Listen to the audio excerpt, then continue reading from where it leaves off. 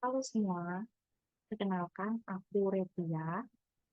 Aku alumni FKMUI angkatan 2018 dan kali ini aku diundang oleh Epicentrum FKMUI 2023 untuk mengisi kelas Epidemus Persiapan UTS yaitu Surveillance Kesehatan Masyarakat.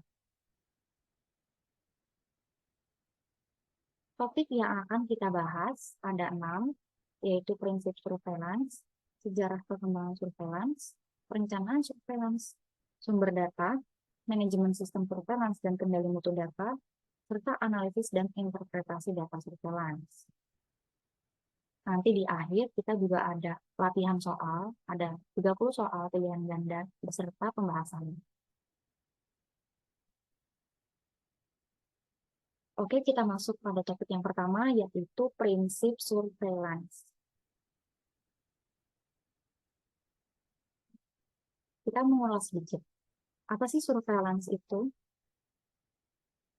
Surveillance merupakan pengumpulan, analisis, dan interpretasi data terkait kesehatan yang berkelanjutan dan sistematis.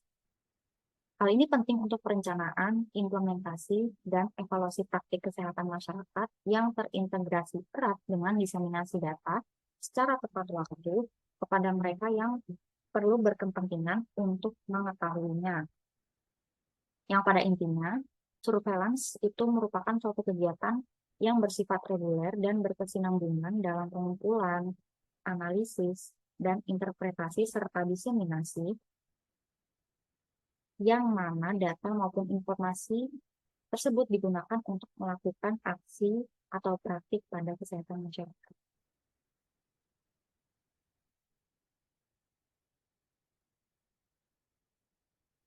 Tentunya kegiatan surveillance dilakukan untuk mencapai tujuan tertentu.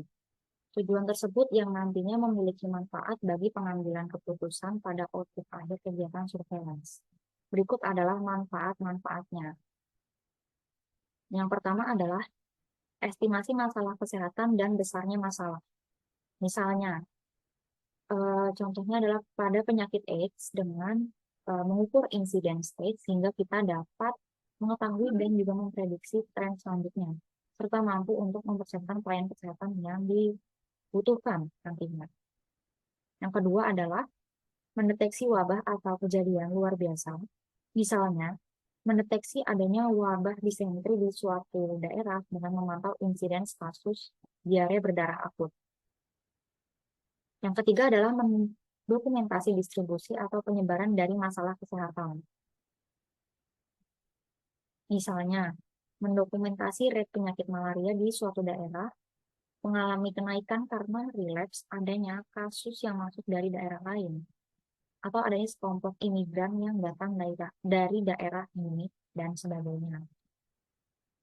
Selanjutnya adalah memonitor perubahan pada agen penyakit infeksi. Misalnya pada kasus gonor yang disebabkan oleh strain yang resisten terhadap antibiotik, sehingga gonor ini meningkat tajam di daerah tersebut. Lalu selanjutnya ada mendeteksi adanya perubahan pada praktek kedokteran di masyarakat. Misalnya persalinan melalui prosedur sesar semakin meningkat dan diminati dari tahun ke tahun. Yang keenam, mengevaluasi program yang dijalankan. Misalnya untuk mengetahui kemampuan atau efektivitas program TB dalam mendeteksi kasus, bagaimana penyelesaian pengobatan dan penyembuhan pada pasiennya. Selanjutnya ada perencanaan, misalnya hasil plan yang didapat dari investigasi surveillance mampu digunakan sebagai bahan perencanaan program kesehatan selanjutnya. Dan yang terakhir adalah mengembangkan hipotesis dan menstimulasi penelitian. Nah, dalam konteks ini, konteks penelitian, ketika seorang peneliti ingin mengetahui berapa sih perkiraan rate penyakit di suatu daerah, yang nantinya akan peneliti gunakan sebagai bahan untuk menemukan masalah dan menyusun hipotesis. Selanjutnya adalah indikator surveillance.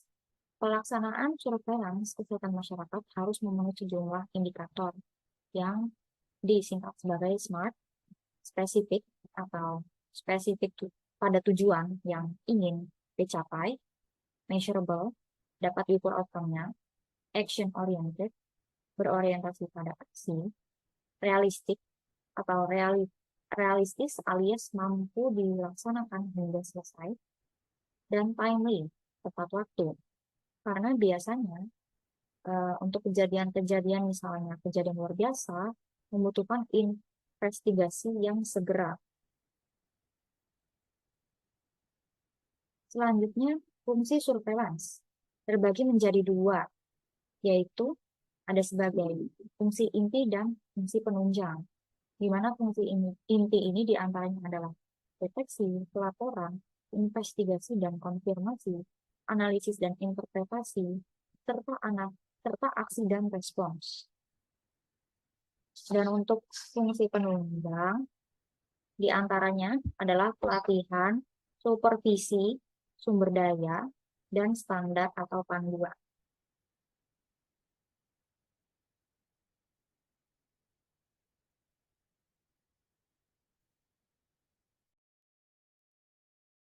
Berikut adalah referensi yang digunakan.